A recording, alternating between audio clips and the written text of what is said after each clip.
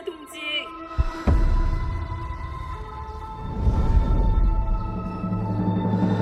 교명한 용도 아래 우리 조선 반도는 질서 정연하고 강력하다.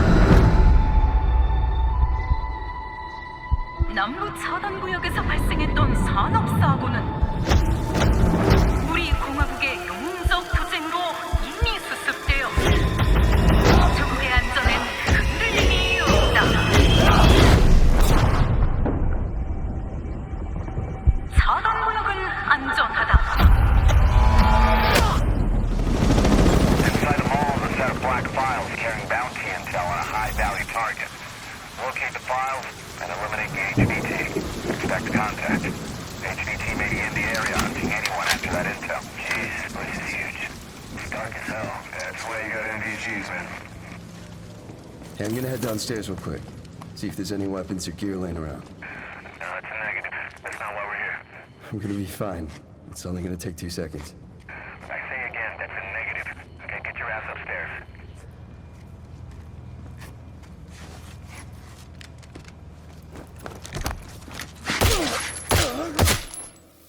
Damn, he's down. Let's go help him. Hell no. That's on him. I told him to get his ass up here. Copy. Where are we at on the intel? Got it.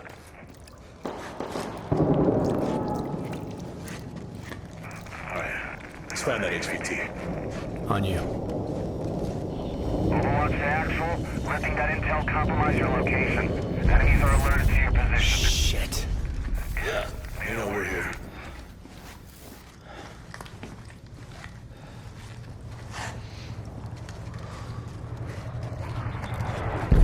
Damn. Okay. Alright, let's just find that HVT.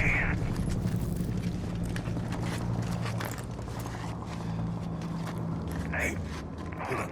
What's up? Let's just...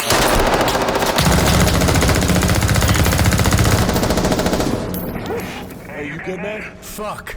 Yeah, you're alright.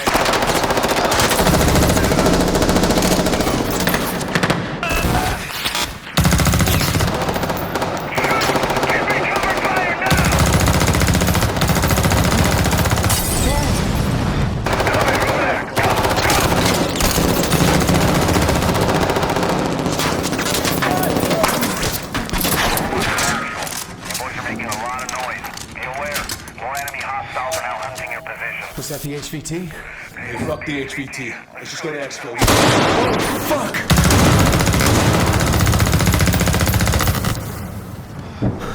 I got you, man.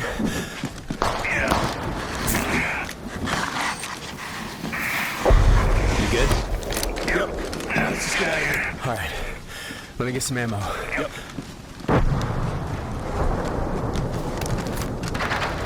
Oh, hell yeah. Alright, let's move. Overwatch to actual. Look for any building with green smoke. I say again, green smoke. Breeze, you got eyes? Yeah, I got it.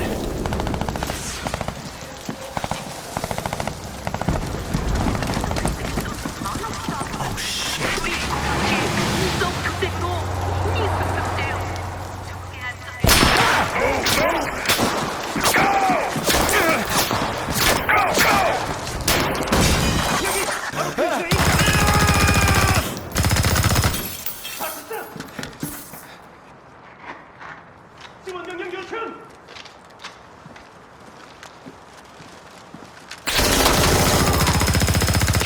Where the hell are you? I'm inside. Get your ass to the roof right now. Copy. Please have medical. Oh, thank you.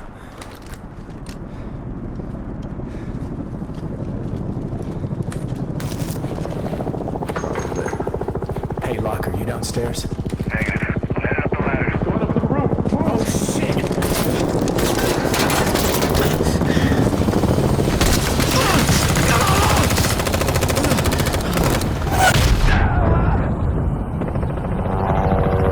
Breeze, get on the chopper!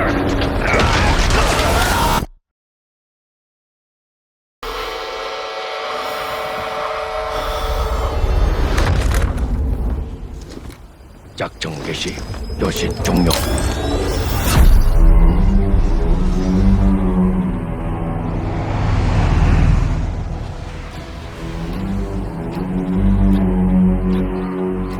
still a wanted man. Yeah, I know.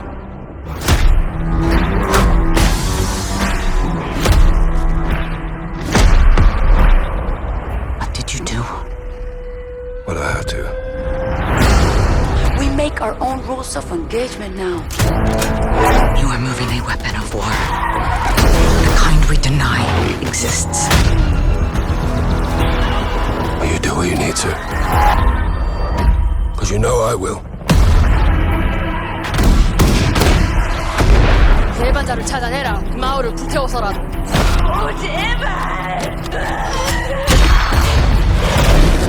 수류탄 투척!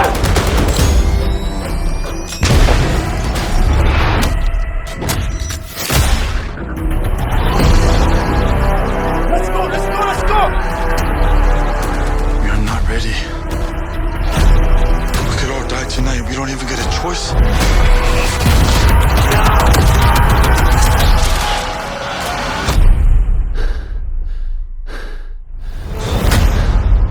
You broke a lot of rules, Price. No more rules. What up, y'all? I'm Isaac, here with Stephanie at Infinity Ward, and we're gonna take a deep dive into DMZ today. We got the gang together. It's pod time. All right, so if you're watching this episode right now, we just got the very first look at DMZ in the Xbox showcase. It was sick. I'm so excited to talk about it. Joe, tell us a little bit about what we saw. It's this kind of like, you see this state of the world of what's going on, the juxtaposition of what's being said versus what's being shown. You're getting a glimpse of Hajin. And then we go into kind of this squad rolling into DMZ on this intense mission. And very early on, one of the guys who's not really playing by the rules or not listening to his squad, he gets executed. So the rest of that video, you're actually watching through the perspective. He's watching his squad mates as they leave him behind and they continue. So you're seeing it through the helmet cam. That helmet cam perspective for us just felt tonally right. It's a really cool way to see DMZ, and it's a little bit of a tease. Like, we're not gonna show you exactly everything, but you're gonna get this really cool feel. Yeah, in general, the whole thing just wraps up, what, 4 years worth of development. Then when you see it all come together, you're like, wow, we really made a damn game.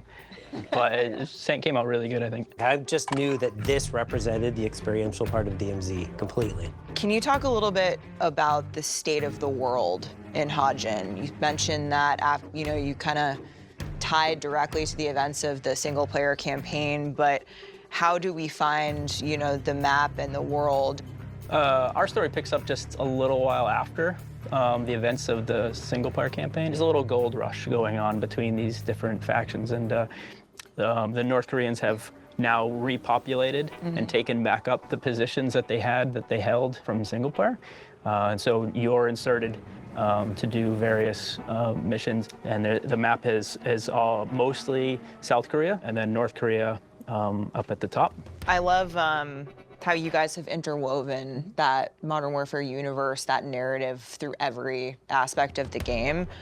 Obviously, making a big map like Hajin is a ton of work.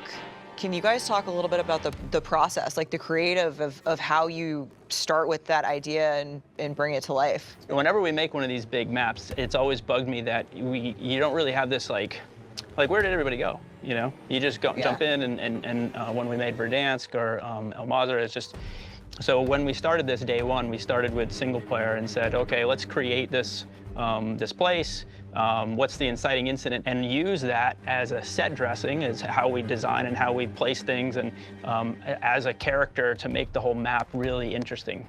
We found through these games that just being able to walk through the world and find these little areas and explore and discover things really added to the gameplay. And if you could just walk through a neighborhood and up into the woods and through some old abandoned broadcast station and back down into some farmlands, we could make that enjoyable and exciting and kind of spooky and give it this layer of character, then everything else that happens on the way is gravy. I think we are talking about what we were looking for. One, player growth, but also replayability. Yeah. And everything that we can do to keep it fresh. And to answer more on the set deck, like the art team was amazing. You look at Al Mazrah and you walk into any building, you're like, people were here 5 minutes ago, but they weren't. But when you look at Hajin and you go into a building, you see like, oh wow, there's panic, there's chairs knocked over and suitcases half packed, and you're like, looks like someone left here in a rush. In a hurry, yeah. So every building is telling a story, which goes all the way back to that SP campaign. It's awesome. And what's cool is like even if you don't start with the single player campaign, you could play DMZ and then you see all these things and then you're like, I want to play the prequel. Yeah. So it's almost like you could go back and play the single player and see how this city got formed and shaped the way it is. So. I've also heard that, you know, DMZ is now a living world. How has that been trying to make the world actually alive? I think you've always mentioned when you push the world actually pushes you back. There's a bunch of different aspects to the living world. What's in it? We can start there with the different tiers of AI that we have. Mundy could talk a little bit to the star system and how that works. Yeah, I mean, before that, though, I want to talk about the living world bit where you said, like, why is it a living world? Like, one of the philosophies I've had as we set up the world is we treat the world like an organism, and it's all at this equilibrium. Like, if you just sat back and watched, everyone's just kind of doing their thing. The AI are traveling the map. There's guys getting trained. There's doing exercises. They're doing knife drills and all this. And you're a virus as a player. You're going in and inserting yourself into the space and kind of messing it up. And then the world wants to fight back and like put things back to normal. So that's why it's living. It's this world that's just so reactive to how you are in the space. It's like we're chilling here. We're quiet and peaceful here. Why are you coming to bother us, right? I mean, they're still evil. They're still doing nefarious things. I was about to be like, well, yeah.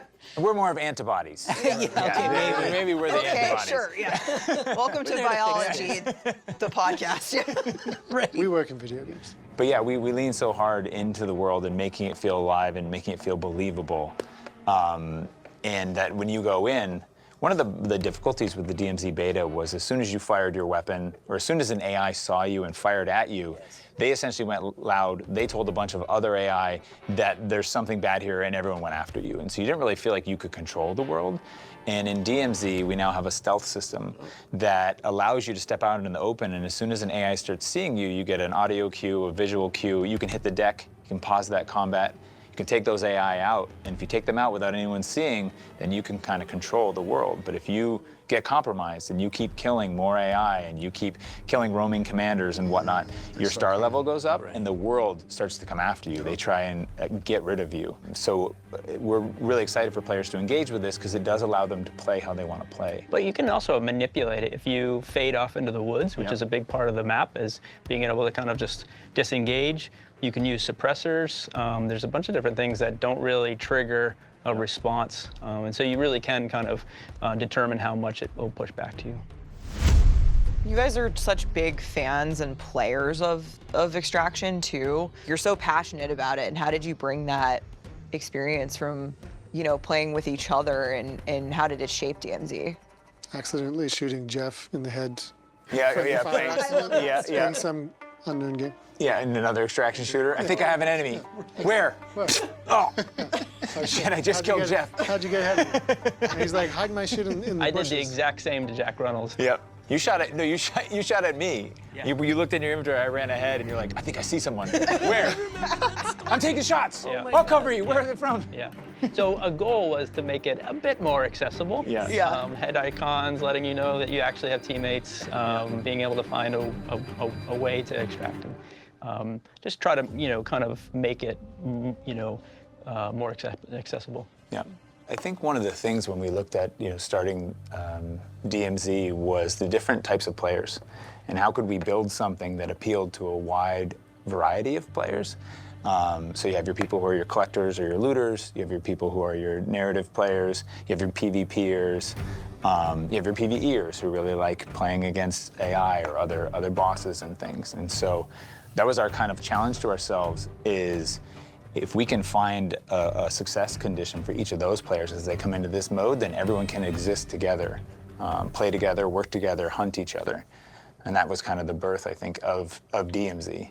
Yeah, that defines what we mean when we say accessible. Like, it takes all sorts of players. The community is diverse, and that's what makes the experiences so interesting. That's what ends up having these amazing different stories that come out from DMZ because people are playing it in different ways, but all in the same space. Yeah. We actually did surveys in-game in terms of actually getting data from the players and getting feedback from the players of what they like to do, and that's where we came up with the conclusion that, like, yes, there was very diverse activities that people like to do in varying differences. Like PvP is a big centric aspect of this, but so is all the other activities that people were doing. And as we play live extraction shooters as well, I think there's something for us to the genre, which is the stakes, you know, like the loss, the like putting everything on the table, that excitement that you're only getting in these types of game modes. You know, it's a little bit.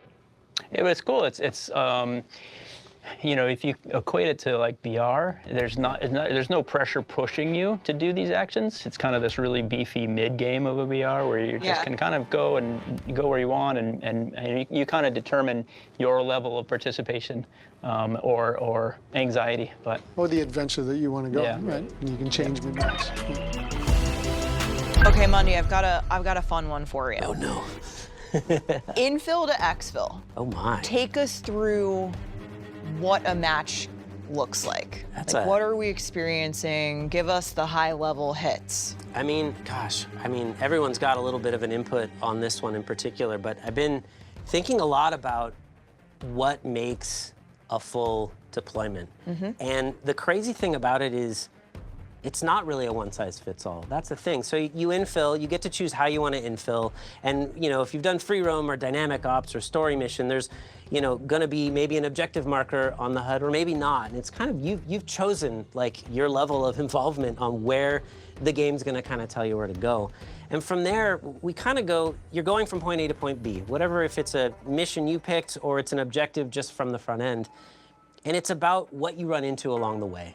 It's like almost like little side quests pop up.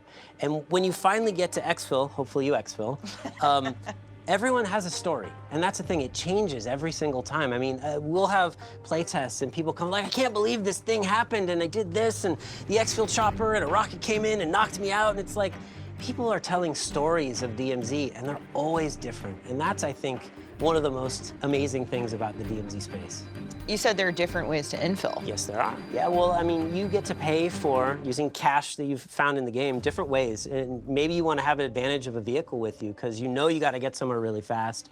Maybe dirt bikes or maybe LTV. I mean, there's various different ways you can come into the space and they all have their advantages, but they also sometimes have their tells. If you come in a helicopter, everyone's going to be like, they bought a helicopter. Yeah.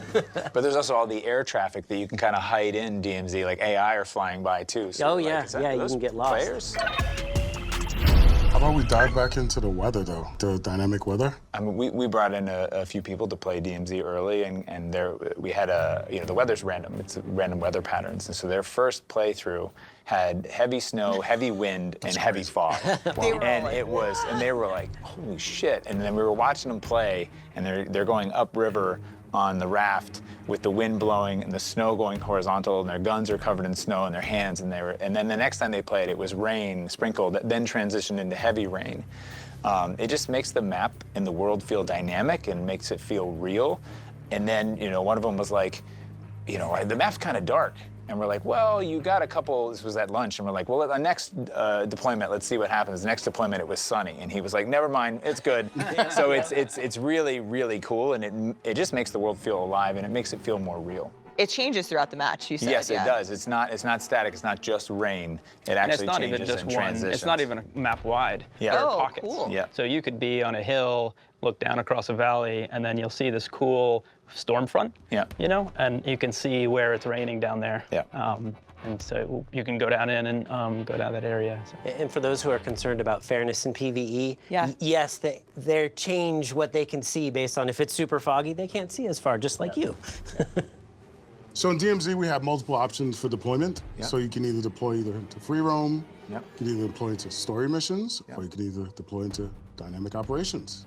We were talking about that. It stemmed from the DMZ beta and joining into a random squad.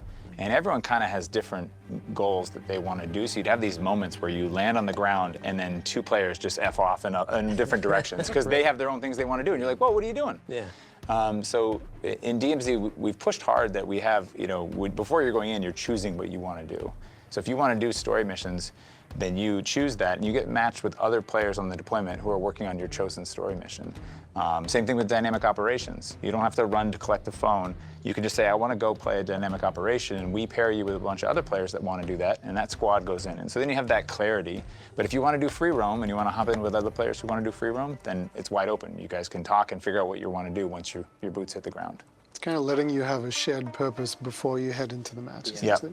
And our DMZ orders direct you towards those play experiences, because one thing we learned is dropping you right into the battlefield. Like, then the way you learn the game is through dying, and that's not really fun to, you know, die and then, oh, that's how I learned how to play DMZ. Yeah. I know. I mean, some players are going to want to go in free roam, just be like, I don't care, don't tell me what to do. I'll figure it out. But for a lot of players, it's like, I want to do a story mission. Let's see what this is about. Right. Yeah. But you still get all of the unknown quantities of extraction. You're still with everyone else. That's the magic of it, is you're still with all the people doing dynamic operations, story missions, and free roam. They're all together. So story missions for us, they're these they're big, important missions that take place in a specific POI. The unique thing is that when a deployment's going on, there can only be one team doing a story mission in each POI. And they're pretty big experiences. One of our story missions has you going to a casino, and you have to drill the vault. So heading in, I won't tell everything, but heading into that vault, your goal is to get into that vault. You need to get up to the penthouse, but the power's off, so you have to get the power going on. Skipping ahead, eventually you get in, you drill that vault, and a bunch of enemies come after you as you're trying to get the cash out, get as much as you can out, and survive. The really unique thing about the story missions is that once you learn that mechanic from the story mission, even if you're not on that mission, you can still go to the casino and do that later on. It's a great way to get cash and other valuables out of DMZ. We're trying to take that with each of our story missions. We have another one in a hospital where you're trying to get somebody out of there who's being treated in this abandoned hospital against their will. So we're really excited for people to dig into those, and we feel like they represent kind of a leveling up of what it means to have a story mission in an extraction shooter. Well, what about dynamic operations? Because that's something that's new to DMZ and Modern Warfare 4 as well. Yeah, dynamic ops came out of the beta, and we saw a group of players that just wanted to play contracts. And just that was their thing. They come in, do a bunch of contracts, and exfil. And so we sat down and we were like, well, what would it be like if that was just the way someone played? How could we make that replayable for every time you come in and play? And that was where the dynamic ops system came in. And you have probably better insight into that. I think you hit it. They're the grown-up version of contracts. And contracts in the beta were like, you get it, you go to a place, and you're done. And we realized that wasn't enough space to tell more of the narrative of DMZ. So now we have multi-steps to these dynamic operations. And that's one thing where we can tell the story of the military weapons that are in the field that you're trying to neutralize, capture, and pull off the field so that North Koreans can't take them. But the other part of dynamic ops that's fascinating is they really are dynamic. So not only by location, but also by how you get to it. So the dynamic ops usually have one main beat. Maybe it's rescuing a hostage, which you might remember was a really fun contract last game. Very easy way to get out of the match. Oh yeah. That was my favorite. And we've kept that. You can still do that. But in this one, it's not just like, oh, there's the hostage over there, go rescue him and take him over there. Now it's like, well, where is the hostage? Okay, so maybe we have to get intel, or maybe we have to break open a safe, and that safe's gonna tell us where the hostage is. But then we get to the hostage and he's like, well, there's bio stuff over there and you gotta neutralize that. So take me to the helicopter and then I'll tell you where it, and it's just this unfolding story every time that's just a little bit different. Another way to think about it as well is as you head into DMZ, how long do you want your play session to be, right? Like you might want to head into meaty story missions with friends that takes a bit longer versus like, hey, I want a quick hit going through dynamic ops, or I want to do this very specific thing in free roam that might be 5 minutes, might be as long as the match time runs. Talk to us a little bit about dedicated progression. I know that's a lot. I mean, the thing we keep saying about DMZ is that it's a game within a game, and we want it to be a real extraction shooter. And so early on, we decided to give it its own progression. So any XP that you're earning in DMZ will rank up your DMZ rank. What that does is it unlocks new stations in your fob, it upgrades those stations, it unlocks new content for your stash, and much more. So even if you die, that XP still goes. In DMZ Beta, we had the active duty slots, and those are back now. But that operator that's in that slot, as you play with them, they're ranking up. And as their rank goes higher, their dog tag quality increases, and you get trait points that you can spend on traits to customize that operator. But the coolest thing is that if that operator dies, you have an option when you get back to the fob to rescue them. We call it our MIA system. And you can spend cash to rescue that operator, and any XP you've earned now converts to trait points. You can spend those points and continue that progression with that operator. It also means you can have an operator for different purposes. Yes. You can start collecting this operator's for when I'm doing my missions or going after some loot. This one's for when I'm hunting players, and so on and so forth. But also that operator doesn't just delete. The option to rescue him stays there forever. So you can, it's just like hey, I don't have enough money to rescue him, but I'll go and play some matches, earn up some money, then I'll go save him. You know. So about the stealth system. Yeah. Is there anything that players should be aware of when running around, or just? Artie, do you want to take the stealth system? I can talk about it. So our stealth system is different because it's not binary. It's not one of those things where the AI sees you and all of a sudden the switch is flipped. It's more reactionary to how you're behaving. If you do get detected, you become compromised, and after compromised, you kill AI, now your star system starts to go up. You get 1 star, and reinforcements are coming in. Go all the way to 5 stars, and we're gonna send, Death Stalkers after you, hunt squads. We may even send some Riot Shield guys after you, so the world's really gonna react pretty strong if you push hard. Yeah, I've had that experience. You have? It gets pretty gnarly. Did you survive?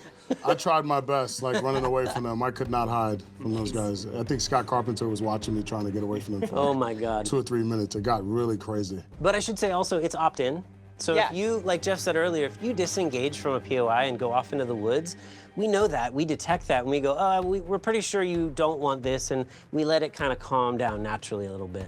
Might there be any extra rewards if you're willing to risk it all on the star system? There's only one way to find out. It's about killing those guys. Day one. Tell us how looting and crafting will work in the game. It's been a group effort, right? From the design of Hajin to what kind of loot you're going to find in the game to the containers. And the goal from the start was that there's a logical layer to looting. So if I'm from the buildings you go into, so if I'm looking for military gear, I'm going to be hitting police stations. If I'm looking for medical gear, I'm going to be hitting clinics and hospitals. And if I'm looking for printer materials, I'm going to be hitting residential buildings. I'm going to be hitting gas stations. If I need radiation gear, I'm going to be hitting the fire stations. And if you need money. And if you need money, you got the vaults, you got the cash registers. We also pushed really hard if you're desperate and you need a bandage to heal your wound, that every bathroom generally has a medicine cabinet, so you can check in there. So it's all built around realism as much as we can, to where I think I might find something, I can go to find that thing. So that's kind of like layer 1 to the looting system. It also gives really strong purpose to the looting, because all those items those places you're going, you're also finding crafting materials. So if you didn't find the thing you were looking for, if you didn't find the plate carrier in the police station, you can come back to the fob and you go into your printer, and if you have the right printer ingredient, you can print your plate carriers, you can print your backpacks, and much more. There might be some items that you need to craft more powerful items that you can only find on roaming commandos or on bosses. Yep. So you're going to have a fight on your hands if you want to get your hands on them. The fob is going to be a really cool spot for you and your people to just kind of hang out. But there's also, what you guys are missing is that there's also a firing range in the fob too, no? Yep. Yeah. You know, so you can test out your weapon, whatever you just bought from the gunsmith, you go test it out in the firing range real quick. Yep. But it's kind of just a hangout spot for you and your team. You don't have to deploy immediately, but you can kind of just chill in there before you guys are ready to deploy. And the fob is really fun, and it's cool to run around, and when people are waiting to deploy, they're sliding and jumping. Yeah. But anything you can do in the fob, you also can open up the menu and just quickly jump with our quick nav between your 3D printer to your stash to your gunsmith. So it's all really, really quick and easy to use on keyboard and mouse and controller. And the fob is a place that you start off in. You have your fob, and then you can invite friends to your party, and then they appear in your fob. But it's just you and your friends. It's not anybody else. Tell us about the different tiers of enemies that you're going to face in the DMZ. So generally, as you work through DMZ, you're kind of our tier 1 grunts, right? And then some areas are tier 2s. And we go all the way up to tier 4s, right? And those are the kind of like the scary hunt squad guys that are coming after you. And then a layer on top of that are our lieutenants. Our lieutenants are very dangerous AI. They're never alone. And then Mundy should talk about the next layer of that, which is our roaming commanders. Oh yeah, which Jack mentioned, roaming commanders are going to be the hardest, and we really are looking for entire squads or even multiple squads to take these guys down. We have drone swarms, death stalkers. Yeah, so another one of our roaming commanders is the Juggernaut, and we bring the Juggernaut back this time, and they have depleted uranium rounds. And those rounds will absolutely melt your armor.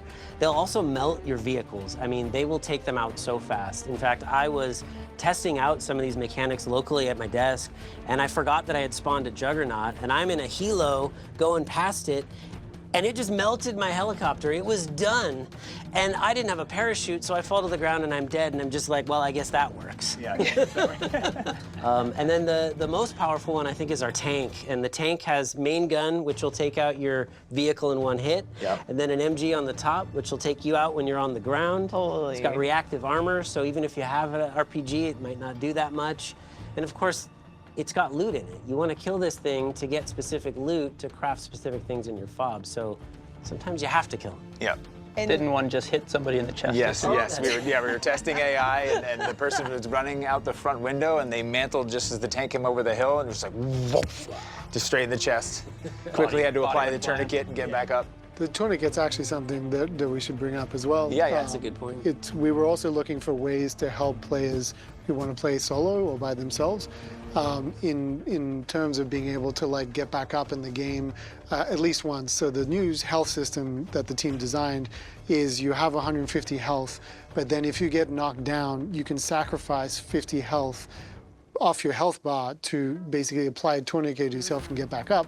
Now you have 100 health, but you need to find a med kit or a bandage in order to restore that last 50 health.